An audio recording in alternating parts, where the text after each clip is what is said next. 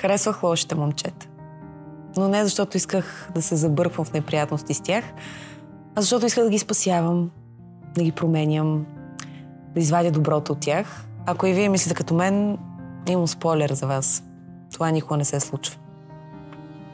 Бях на 18, когато започнахме да се срещаме. Всички ме предупреждаваха за него. Мама, баба, приятелите ми. Само баща ми не ме предупреди, защото не можеше. Беше починал, когато съм била съвсем малка. Бил прекрасен човек, така казаха за него. Само че аз никога не успях да разбера какво да го имам в живота си. Сигурно от него щях да разбера как един мъж се отнася добре с жена си. Сигурно той щеше да ме защити от собствения ми инат. Сигурно щеше да каже нещо умно и да го послушам, но най-сигурно от всичко е, че него го нямаше. В малкия град всеки познава всеки. Клюките се разнасят като респираторно заболяване и обикновено са абсолютно верни. Клюката беше, че с това момче е по-добре да не се занимаваш. Да, обаче той ми обърна внимание. Аз на него също. И какво ли не чух? Абе, не се занимава и той не е добра компания, голяма беля е, не е за теб. Държи се много зле с момичетата. Но в момента, в който нещо беше забранено, аз го исках още повече. Те не го познаваха. Аз обаче да. И той плачеше на филми, и той имаше мечти. Толкова много неща ни свързваха. Да, с другите може да е бил лош, но с мен ще е различен. Така си казвах. Аз ще го променя. Каква промяна настъпи само? Най-вече за мен. Не се виждахме често, аз учих в София, той работеше в града ни и винаги намираше начин да ми напомни колко съм специална за него. Прибираше ме от университета и когато спираше на бензиностанция, винаги се връщаше с някаква играчка само за мен. Живеех на квартира с една ужасно скрънзава баба, която пестеше от всичко. Засичаше ми времето в банята, за да не направя сметка за водата. Не можех да готвя в апартамента, защото имах студентски стол и няма смисъл да хабя тока. Но най-много обичаше да пести от топлото през зимата. Нямам спомен с колко дела трябваше да се завия, за да не замръзна в съня си. И тогава той, един ден след лекциите ми, се появи пред университета с голямо плюшено куче. Толкова голямо, че аз не можех да го нося. Беше с моите размери. И когато останах сама в студената стая, прегръщах огромната играчка и вече не ми беше студено. Мисълта, че някой на света те обича топли повече от всичко. Да. Така беше в началото. Даже не обръщах внимание колко зле се държеше с майка си. Когато им бях на гости, тя сигурно го нервираше постоянно.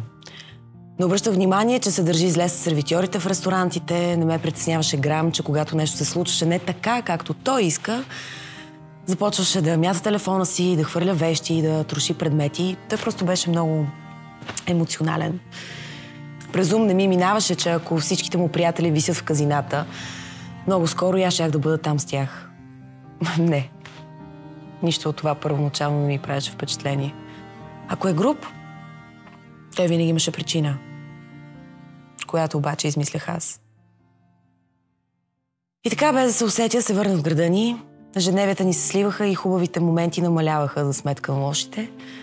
Преди излизахме и той беше кавалерът, който плащаше сметката.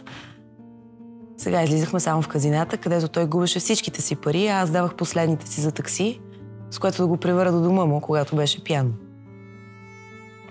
Непрекъснато правеше проблеми, когато излизахме. Ако си беше решил, че някой го е погледнал накриво, можеше да му налети на бой. Спрях да излизам с моите приятели, защото се срамувах. А и ме беше страх какво може да направи на тях, ако реши, че не го харесват. Малко по малко се оказах изолиран от целия ми живот. Бях загубил всички близки около мен. Беше ми останал само и единствено той. Знаете рецептата за варене на жаба? Ако я сложите в гореща вода, ще избяга. Ако я нагрявате постепенно, тя остава в тенджерата. Насилието се готви на бавен огън. Един човек не застава пред теб, за да те удари веднага. Разхождахме се в града и той реши да се сбие с момче, което просто мине покрай нас. Аз едвам го спрях. Тогава той започна да крещи по мен. Ти то познаваш ли го, бе? Какво, харесваш ли го? Смеете ли ми се с гърба, като ми изневеряваш с него? Аз даже не знаех какво да отговоря. Качихме се в колата, но вместо към вкъщи той излезе извън града. Питах го толкова много пъти къде отива, какво правим, какво става. Ти да мълчиш. Усещах, че нещо лошо ще се случи. Стигнахме до една горичка извън града, където той ме изкара от колата за косата. Моля те, какво правиш? И започнаха шамарите. Удари ме толкова силно, че не помня следващите няколко минути. От шока тялото ми спря да усеща болка. Дори не знам какво точно е станало. Вече не можех да се сетя. Помня само, че когато дойдох на себе си, казах, не, това не се случва на мен. После сигурно ми се извинявал. Сигурно ми е казал, че няма да се повтори, че не знае какво го е прихванало. А аз само си повтарях, това не се случва на мен. Ушите ми пищяха, бузите ми горяха, в ръцете му имаше кичури от косата ми. О, не, Валентина, точно на теб се случва. Пита се ме след кой шамар трябва да си тръгнеш. Ако една жена си тръгнала след първия, няма как да ви каже дали има втори. Но всички, които сме останали, сме получили още много. Как стана така, че заживяхме заедно? Неусетно. Нямахме само лоши моменти. Не всеки ден беше кошмарен. Понякога се прибирах от работа и вкъщи имаше вечеря. Той ме чакаше, за да се храним заедно, за да му разкажа как ми е минал деня. Беше топло, уютно, сигурно. После от нищото избухваше скандал. Къде е дистанционното?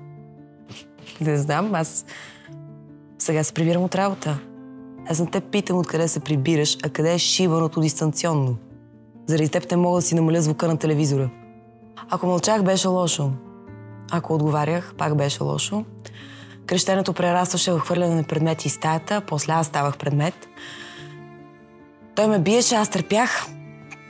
След малко той се връщаше на себе си и всичко пак беше нормално. Заживяхме така. Хубавите моменти ме караха да си казвам, ето, нещата ще се оправят, ето аз ще го променя. Това беше за последно. И точно заради спокойните ни дни аз стоях. Те ме държаха винаги в състояние, в което да си кажа, че нещата не са зле. После отново имаше проблем и този проблем се решаваше само ако той ме набие. Аз се сърдех, той се извиняваше. Понякога дори не помниш, че ме удрял. Питаше ме, какво се цупиш? Бяло петно. Не помниш. Даже ме обвиняваше, че си измислям. Пиеше с цели денонощия, но някак си винаги беше енергичен. В апартамента ни започнаха да идват все повече непознати хора, но аз не можех да кажа нищо. Добре, че съседите можеха и често викаха полиция заради силната музика. Когато аз виках, докато той ме биеше, никой не се оплакваше. Но музиката им пречеше. И така някъде между ти за каква се мислиш и обичам те забременях. В момента, в който разбрах, че ще имам дете, вече знаех, че то не може да расте по този начин. Събрах си багажа и се изнесох. Тогава той започна да идва всеки ден до дома ми, да се моли, да се извинява, да обещава, че ще живеем добре. Виж, аз искам това дете, но не искам то да живее с теб. Тогава дойде обещанието. Че ще имаме дом, че ще живеем заедно, че ще сме семейство. Семейството е основа на клетка на обществото. Само че нашата беше ракова, изродена и готова да убива. Той избра да имаме къща, която да го заведа така, както аз искам. Всичко там щеше да е такова, каквото аз си го представям. В моите представи той не ме биеше и не викаше непознати, с които да се друсат денонощно в дома ми, защото вътрешно знаех, че той ще ме обзаведе именно с това, което не можеше да компенсира факта, че аз ще избера цветета на стените, които след това някой ще оповръща. Но толкова исках да имам този шанс и да дам този шанс на себе си, да имам дете, което има и баща, и майка. И скоро след това започнах да се занимавам с майстори, мостри, мебели. Коремът ми растеше, а с него интересът на мъжа ми към мен намаляваше. Но аз бях прекалено заета с мечтите си, за да ми липсва. Имаше обаче едно нещо, което отново го накара да погледне в моята посока. Докато веднъж се разхождахме из града, минахме покрай една заложна къща. Той замръзна. Спря се и погледът му се стрелкаше между мен и заложната къща. Какво става? Защо спря? Той не отговори, а хвана златната веришка на врата ми. Да, златната веришка на врата ми. Това отново привлече вниманието му към мен. защото беше останал без пари. И започна да я дърпа, за да я заложи. Откачи, какво правиш? В крайна сметка я скъса и без повече да ме погледне, влезе в заложната къща. Аз стоях на улицата. Бременната му жена с охлузения врат, ограбена от бащата на детето си. И не можех да повярвам, че съм стигнала до там. Госпожо, добре ли сте? Обраха ли ви? Да викнем ли полиция? Случайни минувачи се бяха загрижили за мен. Не, няма нужда, това е мъжът ми. Всичките ми надежди за нормален живот трябваше да се изпарят. При това спешно. Където аз не успях да го направя, ми помагаше той. Помогна ми още след като излязох от родилното отделение. С сина ми на ръце. Докато прекрачвах прага на къщата ни и се качвах на втория етаж, за да сложа бебето в креватчето му, започнах да усещам как вибрират стените. Слязох да видя какво става. Домът ми, моята крепост, беше пълна с непознати хора, непознати за мен. Мъжът ми празнуваше с тях, пиене, наркотици и аз, когато се опитвам да им обясня, че в къщата има новородено. Беше безмислено. Той започна да ме дърпа, за да се наливам с тях. Единственото, което успях да направя, беше да се отскубна и да изтичам нагоре по стълбите, за да се барикадирам в стаята с детето. Не знаех дали някой от тях няма да се качи и да му направи нещо. Купонът продължи 2 денонощия, а Валентина просто не смееше да си затвори очите и да излезе от стаята с сина си. Така посрещнах новия си живот на майка. О, това беше само началото. Обещаващо, нали?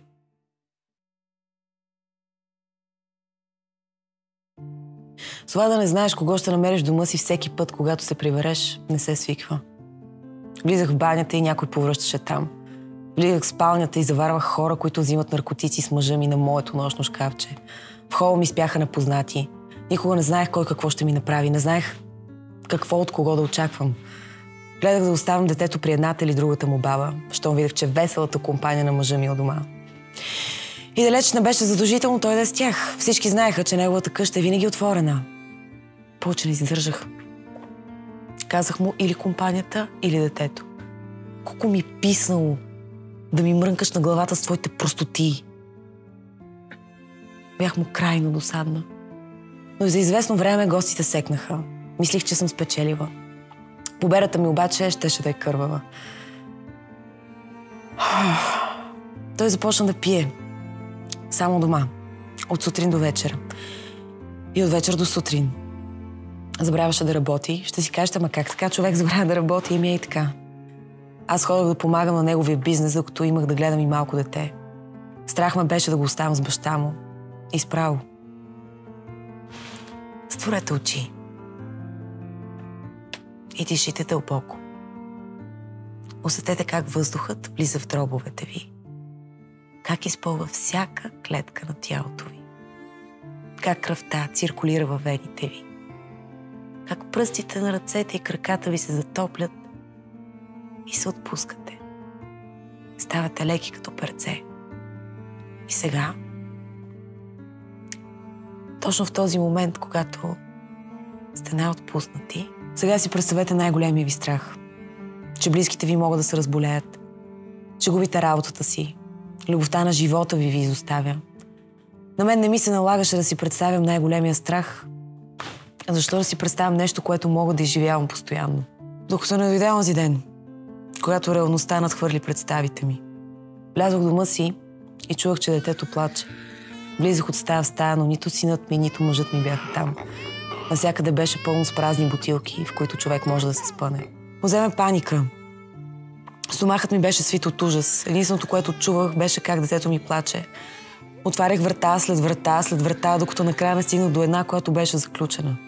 Синът ми беше от другата страна, чувах го как вика: мамо, мамо. Но мама не можеше да влезе и да го гушне. Разпадах се пред заключената врата, тресях се, блъсках я. Чух пиянски глас: какво ми дрънчиш на главата, ма? Ай, стига си блъскала. Пусни ме, за да вляза, отвори! Отвори! Не знаех дали да разбия вратата. Ами ако синът ми е точно до нея и пострада. Започнах панически да звъня на родителите му, да дойдат, да ми помогнат. Знаете ли, няма да ви кажа как успях да вляза. Вече не е и толкова важно. Важното беше, че синът ми беше добре. И че имаше нещо, което никой не можеше да се прави, че не вижда. У дома нещата не бяха добре. От дома се случваше нещо нередно.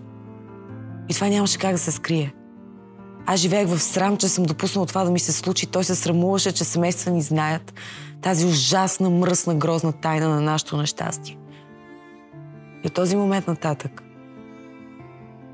той ме намрази истински. Сякаш една преграда, която двамата пазахме, беше паднала и вече нямаше защо да се преструваме. Тогава започна истинския бой. Преди това явно сме загрявали. Нямаше значение дали държа детето ни или не. Удряше ме както свари, където свари, с колкото сила има. От мен прискаше кръв, която често заливаше детето. То пищеше, защото се страхуваше. Не знам дали за неговия живот, за моя или и за двамата. Понякога аз не знаех дали кръвта по детето е само от мен или е ударил и него.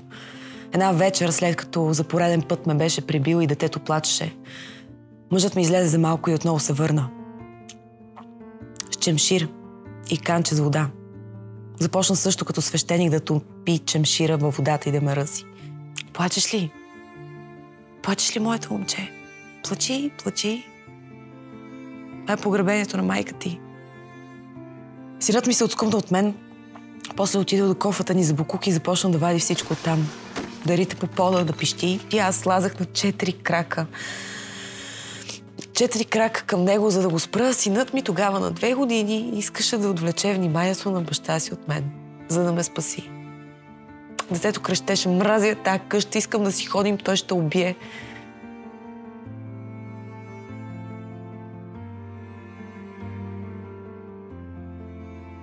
Знаете ли как се чувства една майка в този момент?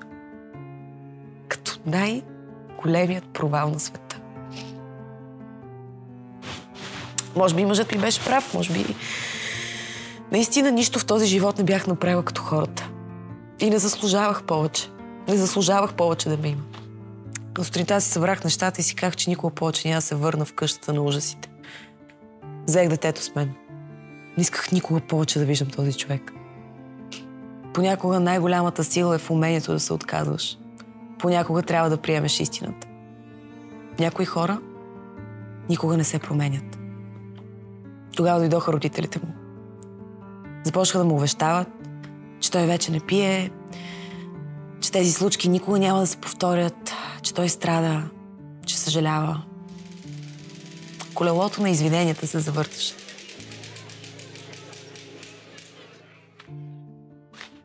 Нека му дам шанс. Последен шанс. Заради детето. Да останем заедно заради детето. Тук много хора ще ме намразят. Ще ми кажат: щом те бие, значи си го заслужаваш. Защото го търпиш. Защото просто не си тръгнеш. Защото ако беше просто, всяка жена, която минава през това, ще си тръгне. Но то не е.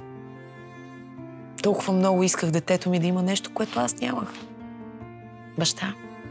А знаете ли, че може да имате всичко?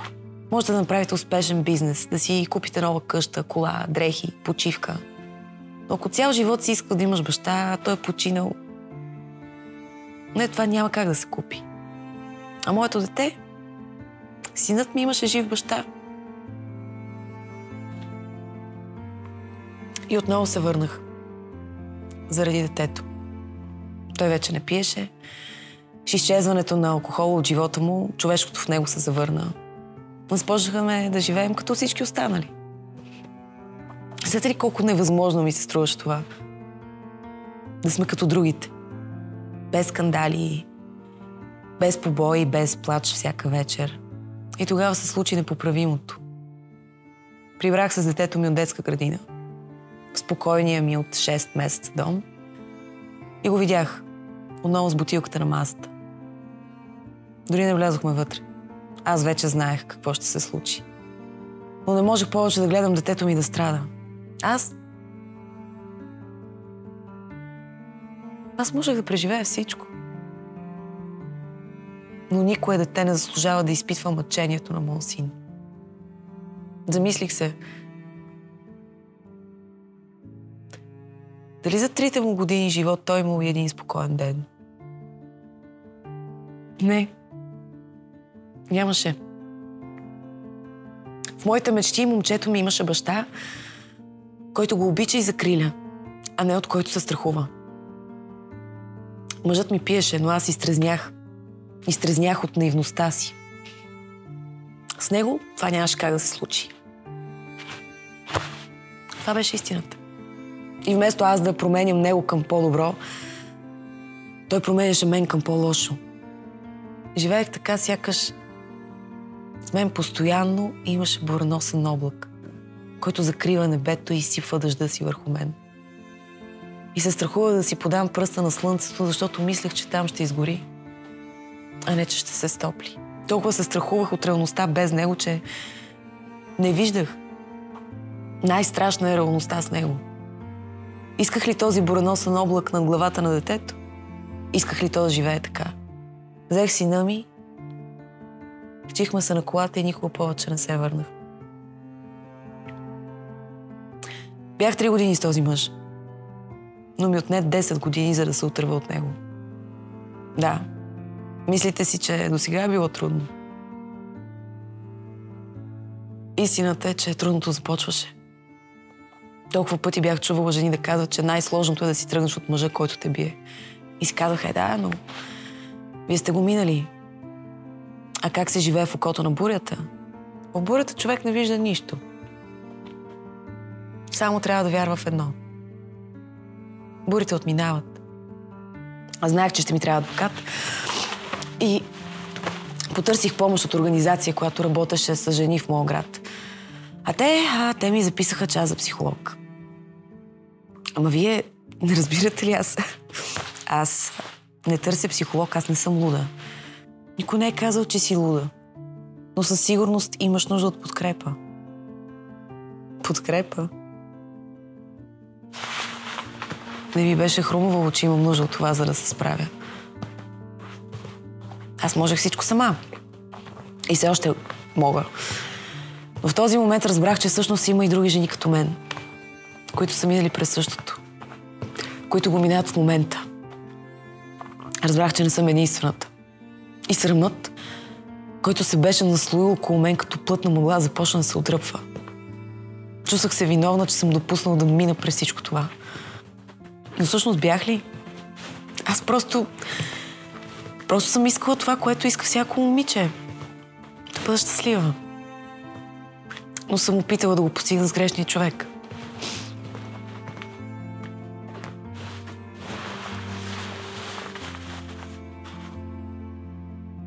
Много жени са се отказали от това да се оплачат и да потърсят помощ.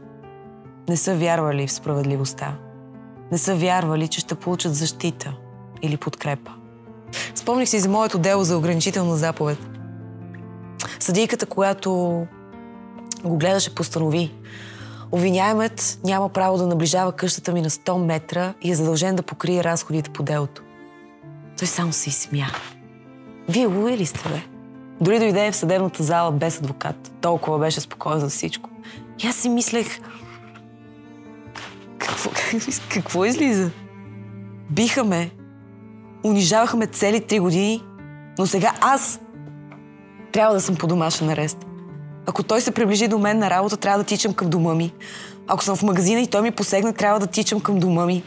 Той извършил толкова престъпления срещу мен и детето, но има правото да се разхожда свободно. А аз? Аз съм тази, която няма право да излиза. Защо? Къде беше справедливостта? Една вечер пиян той нахлу в дома ми. Разби вратата с крак, но беше твърде неадекватен, за да стане от пода. Буташе дори полицаите, които дойдоха да го приберат, и се смееше. Непрекъснато измисляше интересни неща, които да прави заедно с сина ни. Но само ако и мама дойде с нас.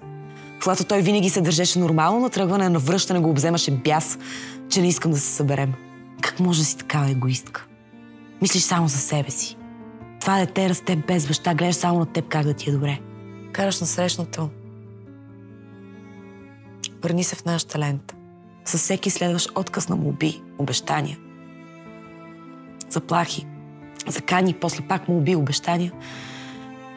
Се чувствах все по-силна. Аз си върнах моя живот. Знаете ли, да, успях да се отърва от насилника си. Но синът ми Не успя да се отърве от баща си. Онзи баща, който живее в него. И дори не искам да знам какъв е бил ужасът в детската му душа, трупан 3 години. 3 години, с които моето момче ще се бори през целия си живот. Знам само едно. Бурите не ме плашат. Преминах през най-страшните. И на улицата ми изгря слънце. Понякога облаците го закриват. И тогава хващам сина ми за ръка, извеждам го, точно когато започва да вали най-силно и го карам да тича през дъжда. Карам го да не спира. Тичам заедно с него. Дъждът отслабва, а ние ставаме все по-силни. Минахме и през тази буря заедно. После поглеждаме нагоре и виждаме как слънцето пробива мрака.